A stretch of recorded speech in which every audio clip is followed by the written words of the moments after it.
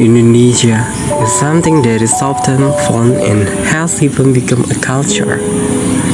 Indonesia is included in the top 15 countries with a high level of corruption in the ranks of world countries.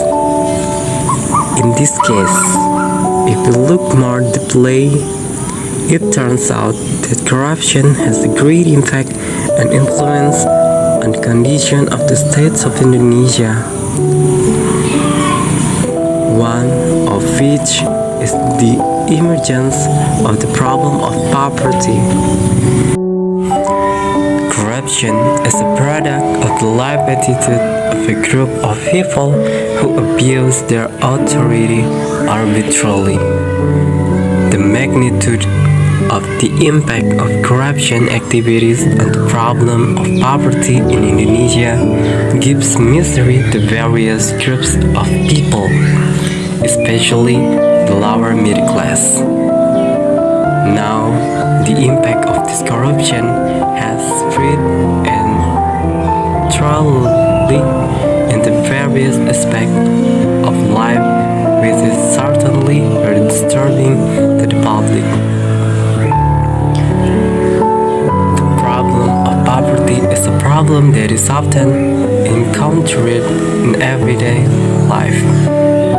Poverty is a condition in which a person is unable to meet the needs of his life properly and is completely deprived of standard of living, of education, low health service. The number of unemployed are characteristic of the problem of poverty. Pemerintah Indonesia telah melakukan berbagai upaya dalam mengentaskan permasalahan kemiskinan di negara ini, misalnya dengan mengeluarkan berbagai skema pembangunan dan kesejahteraan rakyat melalui banyak cara. Contohnya seperti pemberian Kartu Indonesia Sehat, Kartu Indonesia Pintar, beasiswa sekolah gratis bagi anak-anak yang kurang mampu. Namun upaya itu dalam kurun waktu 5 tahun terakhir belum cukup mengangkat derajat kesejahteraan rakyat. Angka kemiskinan terakhir menurut lembaga BPS, Badan Pusat Statistik pada Maret 2022, sebesar 26,16 juta orang. Menurun 0,34 juta orang terhadap September 2021 dan menurun 1,38 juta orang terhadap Maret 2021. Persentase penduduk miskin perkotaan pada September 2021 sebesar 7,60%, turun menjadi 7,50% pada Maret 2022. Hal ini juga patut diwaspadai karena jumlah penduduk miskin itu bisa saja meningkat. Namun alangkah baiknya pemerintah dan masyarakat saling berpartisipasi untuk selalu mendukung program-program kesejahteraan rakyat agar tren penurunan angka kemiskinan ini terus menurun. Saat ini mungkin timbul berbagai macam pertanyaan di dalam pikiran kita semua. Bagaimana kemiskinan terjadi di Indonesia, sedangkan sumber daya alam yang kita punya sangat melimpah kekayaan?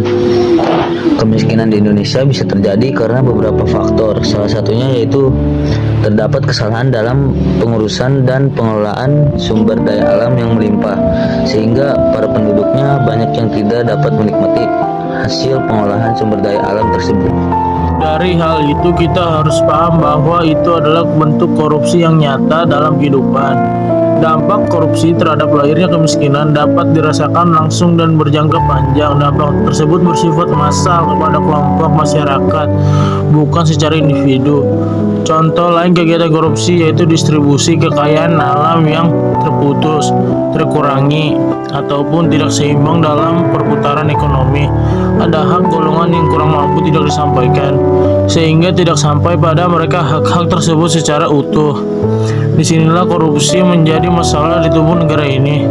Tanpa disadari juga perilaku koruptif ini telah menyuburkan kemiskinan dalam waktu panjang, dan praktek korupsi ini menunjukkan sikap ketidakpedulian pada nasib warga negara Indonesia yang kurang mampu yang masih hidup di bawah garis kemiskinan. Korupsi tentu saja berdampak sangat luas, terutama bagi kehidupan masyarakat miskin di desa maupun di kota. Ada beberapa dampak buruk yang diterima oleh kaum miskin akibat korupsi. Di antaranya membuat mereka golongan masyarakat kurang mampu cenderung menerima pelayanan sosial lebih sedikit dan kurang diperhatikan atau mahalnya harga jasa dan pelayanan publik. Rendahnya kualitas pelayanan, keterbatasan akses seperti kesehatan karena terjadinya penyelewengan dana ke kantong para koruptor. Corruption has not only recently occurred, but has existed since ancient times.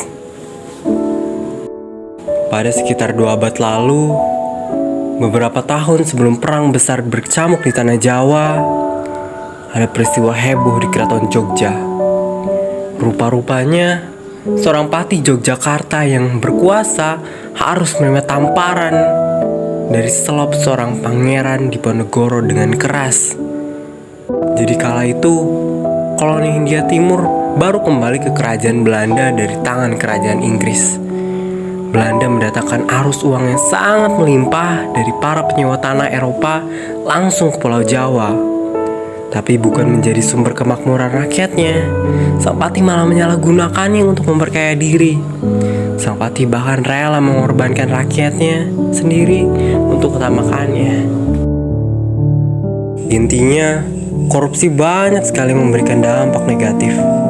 Salah satunya terhadap kesejahteraan rakyat. Banyak rakyat hidup sengsara karena pemerintahnya korupsi. Jadilah pemimpin yang jujur dan amanah. Jangan hanya mementingkan diri sendiri. Ketika kamu sudah dipercaya menjadi seorang pemimpin, gunakanlah jabatanmu itu dengan sebaik-baiknya. Jangan kecewakan mereka yang sudah memberimu kepercayaan.